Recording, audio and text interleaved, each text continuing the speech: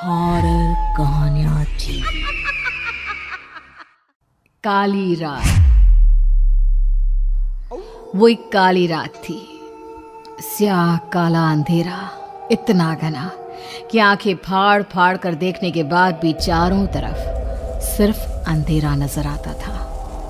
सन्नाटे को चीरती थी तो बस हवा के चलने की सरसराहट, जो इस बेहद वीरान और खौफनाक माहौल को पूरी तरह साथ दे रही थी।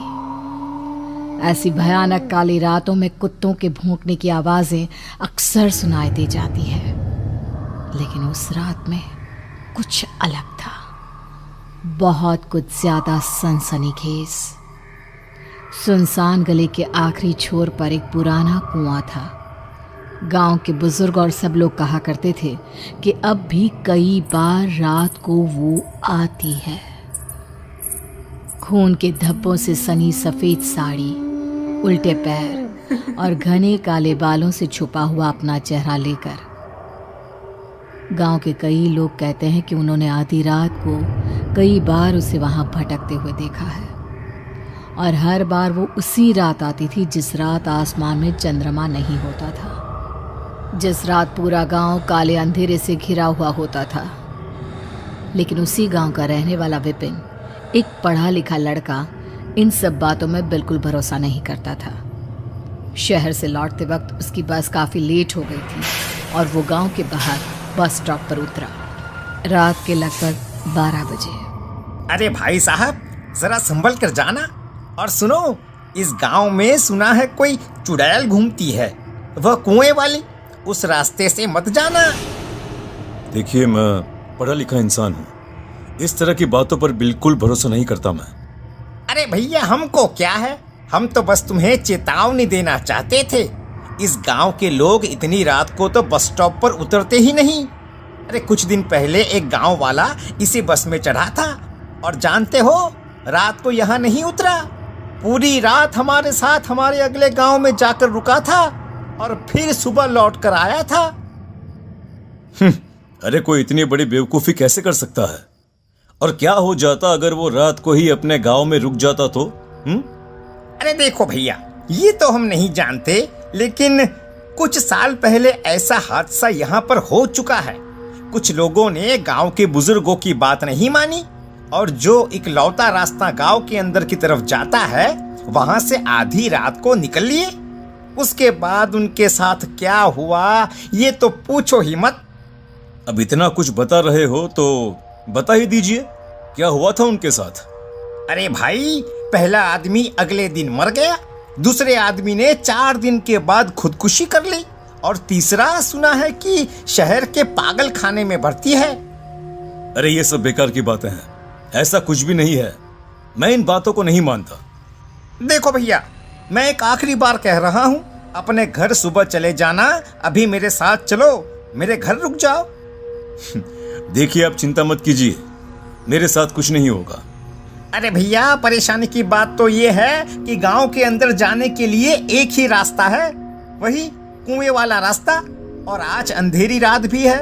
कहीं ऐसा ना हो सफेद कपड़ों वाली चुड़ैल वहीं भटक रही हो। कोई बात नहीं, अगर भटक रही होगी तो उससे भी मुलाकात कर लेंगे, अपना फोन नंबर दे देंगे, और फिर अगली बार जब आपसे मिलेंगे तो बात जरूर करवाएंगे आपकी। अरे ठीक है भैया, जैसी तुम्हारी मर्जी। और चुड़ैल का फोन नंबर आप अपने पास ही रखना, हम तो चले। विपिन बस ड्राइवर की बात नहीं सुनता और गांव के सुनसान रास्ते पर आगे बढ़ता है। आज पहली बार विपिन का दिल जोर से धड़क रहा था। उसे थोड़ा थोड़ा सा डर लगने लगा था। आज पहली बार न जाने क्यों उसके कलेजे में कंपकपी सी हो रही थी। लग रहा था जैसे शायद गांव वालों की बात सच हो, और अगर सच हो गई तो क्या होगा। जैसे जैसे वो कुएं के नजदीक बढ़ रहा था, उसे ऐसा लग रहा था जैसे उसके शरीर का खून ठंडा पड़ रहा है। मुझे डर क्यों लग रहा है? मैं तो इन सब बातों पर भरोसा नहीं करता। कितना अच्छा होता कि कोई गांव वाला मिल जाता तो उसके साथ निकल जाता, लेकिन इतनी अंधेरी रात में इस वक्त कोई भी गांव वाला यहाँ पर क्यों आएगा? मैं कुछ ज्यादा ही सोच रहा हूँ। मुझे जल्दी से जल्दी अपने घर पहुंच जाना चाहिए। लेकिन भगवान ने शायद विपिन की प्रार्थना सुन ली थी। विपिन ने अचानक से अपने पीछे किसी के कदमों की आहट सुनी। एक बार के लिए उसके माथे पर पसीना आ गया और उसके कदम वहीं रुक गए। लेकिन तभी उसके कानों में एक बुजुर्ग औरत की आवाज आई। अरे बेटा, गांव की तरफ जा रहे हो, जरा मुझे भी अपने साथ ले चलो। देखो ना, मेरे हाथ में भारी थैला है, मुझसे उठाया भी नहीं जा रहा। अरे माँ जी, इतनी रात को आप यहाँ पर क्या कर रही हैं? और कहाँ रहती हैं आप? वही गांव के मंदिर के पीछे की तरफ मेरा घर है बेटा। क्या है ना, पास वाले गांव गई थी, लौटने में देरी हो गई। अरे कोई बात नहीं माँ जी, आप मेरे साथ चलिए। अच्छा ही हुआ कि आप मुझे मिल गई। पता नहीं क्यों पहली बार आज मुझे इस रास्ते से गुजरने में मुझे डर लग रहा था। लाइए लाइए, आपका थैला मुझे दीजिए। भगवान तुम्हारा भला करे। लो बेटा, ये थैला तुम पकड़ लो। विपिन उस बुजुर्ग औरत का थैला उठाकर उसके पीछे पीछे चलने लगता है। जैसे ही वो दोनों उस कुएं के नज़दीक पहुंचते हैं, अचानक से कुएं से किसी की आवाज़ आती है। मैं तुम्हारा ही इंतजार कर रही थी, कहाँ थी तुम? बेटा जल्दी चलो, मुझे लग रहा है उस डायन के आने का वक्त हो चुका है। अगर हम यहाँ से सही वक्त पर नहीं निकले तो हम दोनों को खा जाएगी। क्या हुआ माँ जी, क्या हुआ? क्या आपने भी वही आवाज सुनी जो अभी अभी मैंने सुनी थी? हाँ, तुम ठीक कहते हो, वो आवाज़ मुझे भी सुनाई थी। अब जल्दी चलो, हम यहाँ से जल्दी निकलते हैं बेटा। बुजुर्ग औरत तेज कदमों से आगे की तरफ चलने लगी। विपिन भी उसके पीछे पीछे चल पड़ा। कुछ ही देर में वो दोनों उस कुएं से काफी आगे निकल गए। जानती है माँ जी, आज आपकी वजह से मेरी जान बच गई। वैसे मैं इस चुड़ैल वाली बात पर कभी भरोसा नहीं करता था। गांव के लोग बोलते थे कि यहाँ पर एक भूतनी घूमती है, लेकिन मुझे लगा वो सब झूठ है। लेकिन आज इस बात पर मुझे भरोसा हो गया। मैंने खुद उसकी आवाज सुनी है। अरे बेटा, गांव के लोग जो भी कहते हैं ना, वो सब सच कहते हैं। चलो, हम तो वहां से बचकर निकल आए। अम्मा जी, आपका घर आ गया। हाँ बेटा, यही मेरा घर है। ये थैला तुम यहाँ रख दो, अंदर आओ, थोड़ा पानी पीकर चले जाना। नहीं नहीं माँ जी, 12 बजे से ऊपर टाइम हो गया है, मुझे अब चलना चाहिए। देखिए, काफी रात भी हो गई है, घर वालों को चिंता हो रही होगी। अरे बेटा, एक गिलास पानी पीकर जाने में क्या बुराई है? और वैसे भी तुम कितनी बुरी तरह से डर गए थे। इतनी रात में अकेले जाओगे तो डर जाओगे ना बेटा।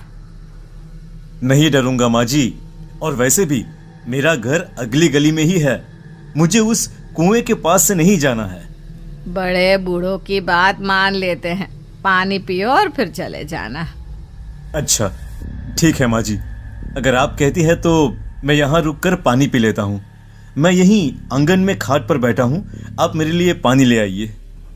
वो बुजुर्ग औरत धीरे धीरे कदमों से चलते हुए घर के अंदर जाती है और कुछ ही देर के बाद विपिन को अपने कानों में घुंघरुओं की आवाज सुनाई देती है। वो जैसे ही नजर उठाकर सामने देखता है तो एक लाल साड़ी पहनी हुई खूबसूरत सी लड़की सर पे घूंघट ओढ़ के उसकी तरफ चली आ रही थी। उसके हाथ में पानी का गिलास था। ये लीजिए, पानी पी लीजिए। आप कौन हैं? मेरा नाम रूपाली है। आप कितनी खूबसूरत लग रही हैं इस लाल साड़ी में। मैं आपका चेहरा देखना चाहता हूँ। और वो माँ जी, वो कहाँ चली गई? आप उनकी बेटी हैं क्या? आपको इन सब बातों से क्या लेना देना? अभी पानी पी लीजिए। इतना कहकर रूपाली जैसे ही अपना हाथ आगे बढ़ाती है, विपिन का हाथ उसके हाथ से टच हो जाता है। विपिन अब अपने आप पर कंट्रोल नहीं कर पा रहा था। वो रूपाली की खूबसूरती में जैसे खोता जा रहा था। वो जल्दी से जल्दी रूपाली का चेहरा देखना चाहता था, इसलिए पानी का गिलास एक तरफ रखकर वो अपनी जगह से उठ खड़ा हुआ। उसने अपना हाथ रूपाली के घूंघट की तरफ बढ़ाया, जिस पर रूपाली कुछ कदम पीछे हट गई। अरे डरो मत, मैं तुम्हारे साथ कुछ गलत नहीं करना चाहता। मैं तो बस एक बार तुम्हारा चेहरा देखना चाहता हूँ। तुम जो करना चाहते हो वो यहाँ नहीं हो सकता। उसके लिए तुम्हें मेरे साथ इस घर से बाहर चलना होगा। अरे लेकिन क्यों? ओ समझ गया, वो तुम्हारी अम्मा है इस घर में। शायद इसलिए तुम्हें उनसे डर लग रहा है। अरे वाह, तुम तो बहुत समझदार हो। चलो मेरे साथ आओ। बिना कुछ सोचे समझे विपिन रूपाली के पीछे पीछे चल पड़ता है। रूपाली विपिन को उसी कुएं के पास ले जाती है जहां पर अक्सर वो सफेद साड़ी वाली भूतनी घुमा करती थी। अरे तुम इस वक्त मुझे यहाँ पर क्यों लेकर आई हो? क्या तुम जानती नहीं ये जगह बहुत खतरनाक है? जानती हूँ, लेकिन पता है डर की वजह से इतनी रात को यहाँ पर कोई नहीं आता। तुम और मैं आराम से यहाँ बैठकर बातें कर सकते हैं। मुझे बस एक बार तुम्हारा चेहरा देखना है। अच्छा ठीक है, फिर अपनी आंखें बंद करो। मैं अपना घूंघट हटाती हूँ। विपिन ने अपनी आंखें बंद की। अब अपनी आंखें खोलो। विपिन ने जैसे ही अपनी आंखें खोली उसने देखा कि उस लड़की का पूरा शरीर एक जवान लड़की की तरह खूबसूरत था, लेकिन उसका चेहरा ठीक वही था जो उस बुजुर्ग औरत का था। ये देखकर विपिन जोर से चीखने लगा। नहीं, क्या है ये सब? और कौन हो तुम? वो लड़की बिना कुछ कहे विपिन के सामने ही उस कुएं में कूद गई और विपिन पागलों की तरह उसे आवाज लगाता रहा। वो पूरी रात वहां बैठकर आवाज लगाता रहता है। धीरे धीरे सुबह होती है और विपिन को इस हालत में देखकर गांव के लोग वहां इकट्ठा हो जाते हैं। अरे भाई, अरे कल तक तो ये लड़का बिल्कुल ठीक था, हैं? अरे क्या हुआ है इसे? विपिन अजीबोगरीब हालत में कुएं की मुंडेर पर बैठकर कुछ अजीब से शब्द बड़बड़ा रहा था और लगातार किसी को आवाज दे रहा था। अरे भाई, मुझे तो लगता है कि वो चुड़ैल फिर से जिंदा हो गई है। उसकी वजह से ही इस लड़के की ऐसी हालत हुई है। उसके बाद गांव के लोगों ने विपिन को ठीक करने की और उसे उसके घर छोड़कर आने की बहुत कोशिश की, लेकिन विपिन जैसे हमेशा के लिए कुएं की उस मुंडेर पर कैद होकर रह गया।